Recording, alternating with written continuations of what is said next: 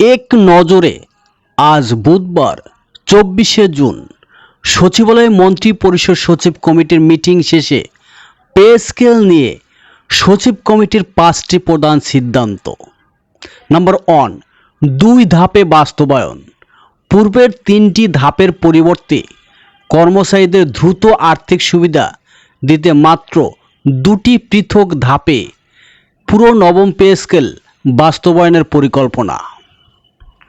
Number 2, নিম্ন গ্রেডে benefit সুবিধা। প্রথম থেকে নবম গ্রেডে প্রথম ধাপে 40% বৃদ্ধি হলেও মূল্যস্ফীতি বিবেচনায় দশম থেকে 20তম গ্রেডের সাধারণ কর্মচারীদের প্রথম ধাপে 60% বেতন বৃদ্ধির সিদ্ধান্ত। বেতন বৈষম্য দূরীকরণ।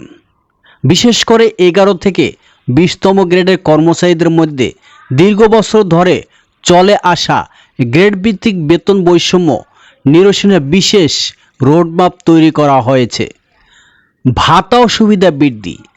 মূল বেতনের পাশাপাশি বর্তমান বাজার দরের সাথে সঙ্গতিপূর্ণ রেখে বাড়ি ভাড়া, চিকিৎসা অন্যান্য আনুষঙ্গিক ভাতা উল্লেখযোগ্যভাবে বাড়ানোর সিদ্ধান্ত নেওয়া হয়েছে। কারিগরি ও আইনি প্রস্তুতি। আইনি ভেটিং ও বিধিমালা দ্রুত সংস্কার পাশাপাশি ডিজিটাল প্ল্যাটফর্মের মাধ্যমে পদ্ধতিতে দ্রুত বেতন নির্ধারণ ও ফিক্সেশন ব্যবস্থা করা হবে।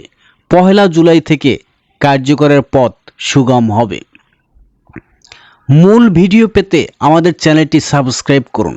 এতক্ষণ সাথে থাকার জন্য ধন্যবাদ।